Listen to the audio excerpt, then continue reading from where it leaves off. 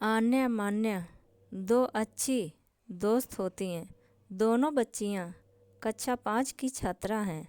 English medium school में पढ़ती, एक साथ स्कूल जाती, एक साथ घर आती, ज़्यादा से ज़्यादा समय एक साथ ही रहती हैं और दोनों के घर परिवार अच्छे आपसी व्यवहार में रहते हैं। एक दिन मान्या की बहस क्लास में किसी नोनी नाम की लड़की से हो जाती है। स्कूल से निकलते ही नोनी मान्या को धक्का देती, दोनों गुथ जाती। आन्या दोनों को अलग करती, लड़ाई न करो, अपने घर जाओ। तीनों लड़कियां एक ही क्लास की हैं और तीनों का घर एक ही मोहल्ले में कुछ दूरी पर है।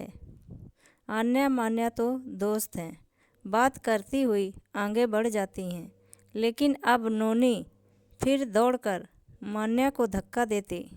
दोनों लड़कियां फिर से बहस करती हुई लड़ जाती। आन्या फिर से दोनों को अलग करती और समझाती, लड़ो नहीं, अपने अपने घर जाओ। लेकिन नोनी अब कुछ गंदे शब्द बोलती और उन्हीं शब्दों को मान्या दोहराती है। आन्या अपने दोस्त से कहती, ये गाली थोड़ी होती है, ये तो जानवरों के नाम है, बिल्ली, गधी, कुत्ती। मान्या को चुप करा देती है। आन्या कहती अपनी दोस्त से, वो पागल है, उसके शब्दों का जवाब न दो। लेकिन नोनी मान्या के साथ अब आन्या को भी गंदे शब्द बोलती, फिर कुछ देर में कुछ ज़्यादा गंदे शब्द बोलती। आन्या को गुस्सा आ जाता, वो बोलती कुछ नहीं, अपना बस्ता अपनी दोस्त को पकड़ा देती और नोनी को दौड़ा लेती। अभी कक्षा 5 की तीनों बच्चियां हैं। अब नोनी दौड़कर अपने घर घुस जाती। गेट पर उसकी माँ खड़ी है। पीछे से आन्या भी अंदर चली जाती। नोनी को आन्या थप्पड़ घूंसा मार मार कर बाहर निकल आते और गेट पर खड़ी उसकी मम्मी से कहती, आंटी अपनी लड़की को सुधार लो, समझा दो अच्छे से, इतनी गंदी लड़की घर में रखे हैं, कहकर बस्ता लेकर अपने घर आ जाती। उधर नोनी की मम्मी अंदर जाकर देखती कि बेटी को मार पड़ी है। वो बेटी के पापा और कुछ मोहल्ले के लोगों को लेकर आन्या के दरवाजे पहुंच जाती। बच्चों की लड़ाई बड़ों तक पहुंच जाती है।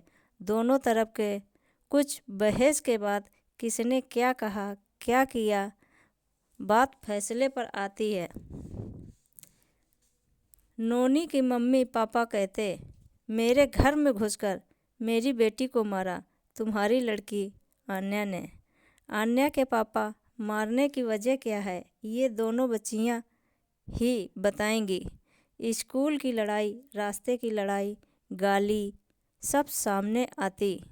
अब आन्या गंदी गालियों को कागज में लिख कर देती। ये सभी लोग पढ़ते और धीरे से धीरे सभी के कानों में वो गंदी गालियाँ पहुंच जाती। ये देखकर नोनी के पापा शर्मिंदगी से सर नीचे कर लेते और क्या बोलते, भीड़ में कुछ नहीं बोलते। बेटी और बेटी की माँ को डांटते हुए वहाँ से घर भेजते और हाथ जोड़कर माफ़ी मांगते। शाम का समय, भीड़ बढ़ती जा रही, तमाशा सभी को देखना जानना है। नोनी की गंदी गाली सभी के कानों तक पहुंच जाती। अब आन्या के पापा कहते, बच्ची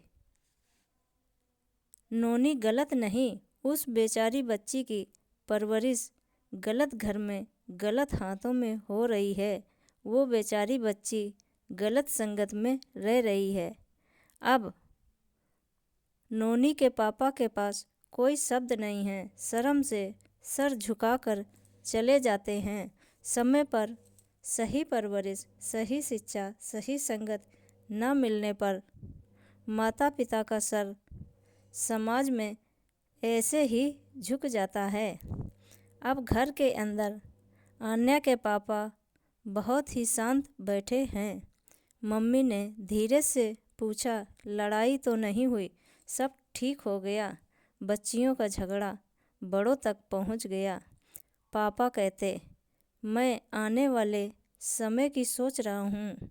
आन्या पर विशेष ध्यान दो। धीरे धीरे प्यार से समझाओ इसे।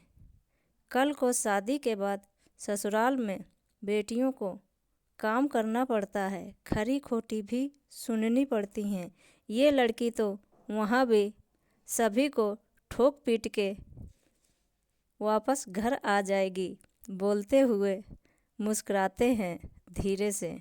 पापा को हंसते देखकर मम्मी, घर के सभी सदस्य हंसते हैं। अब घर में खुशी का माहौल होता है। नमस्ते, राधे राधे।